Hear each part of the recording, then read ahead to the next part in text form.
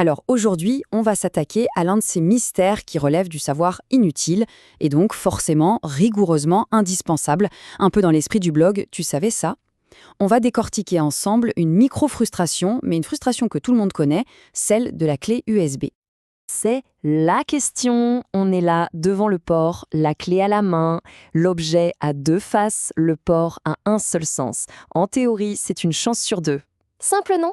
Eh bien, dans la vraie vie, on dirait que les maths ont décidé de prendre des vacances. C'est exactement ça.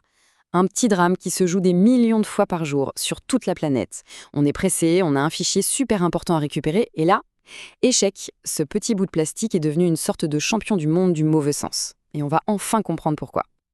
Ok, on visualise tous la scène, pas vrai? Premier essai, on pousse, rien. Bon, on retourne la clé, plein de confiance. Deuxième essai, ça coince encore. Et c'est là que c'est incroyable. C'est là que le doute s'installe, qu'on questionne la réalité elle-même. Et puis, la troisième fois, en revenant comme par magie à la position de départ, hop, ça rentre parfaitement.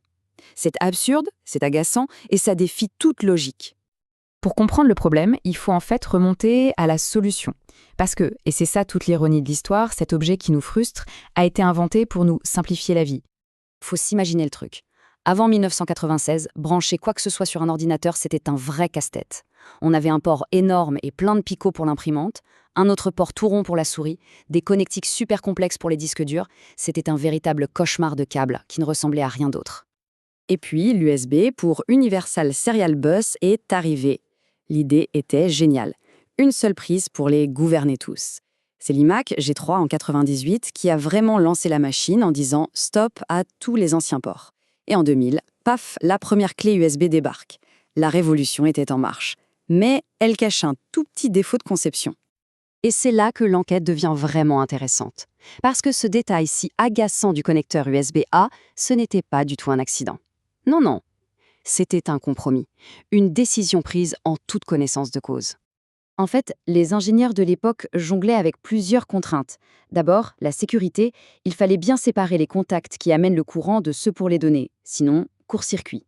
Ensuite, la solidité. À l'intérieur, il y a une petite languette en plastique très fragile, il fallait la protéger avec une coque en métal qui n'était pas symétrique. Et enfin, la raison principale, le nerf de la guerre, le coût. Un design simple à sens unique, ça coûtait beaucoup, mais alors beaucoup moins cher à fabriquer. Le mot de la fin, on le doit à Adjebat, l'un des pères de l'USB. Il l'a dit lui-même, il savait très bien que ça allait être pénible. Mais au milieu des années 90, chaque centime économisé sur la production comptait.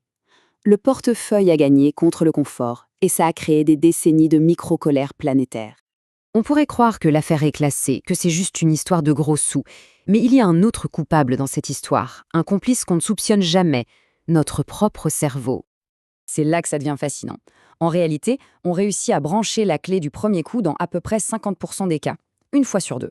Mais notre cerveau, lui, est un peu biaisé.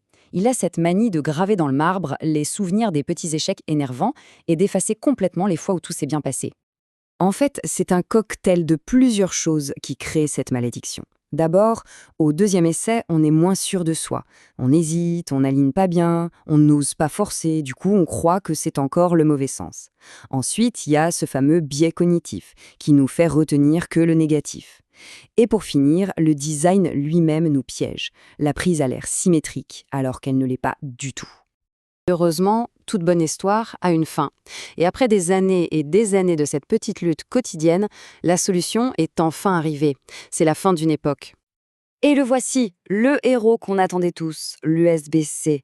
Il est plus petit, bien plus puissant et surtout, il a la qualité suprême. Il est réversible. Fini de se poser la question, peu importe le sens, ça marche. La malédiction est enfin brisée. Franchement, il n'y a pas photo. L'USB-A et son problème de sens, c'est presque de l'histoire ancienne. L'USB-C, lui, est non seulement réversible, mais il sait tout faire. Charger un ordinateur, envoyer un signal vidéo 4K, transférer des données à une vitesse folle. C'est le futur et il est déjà là. Allez, une petite info pour la route, juste pour mesurer le chemin parcouru. Tenez-vous bien, 8 mégaoctets. C'était la capacité de la toute première clé USB vendue en 2000. Aujourd'hui, on trouve des clés d'1 téraoctet, c'est-à-dire 125 000 fois plus. C'est juste dingue, non? Et voilà, le mystère de la clé USB est résolu. C'était donc un mélange de contraintes économiques, de design un peu bancal et de psychologie humaine.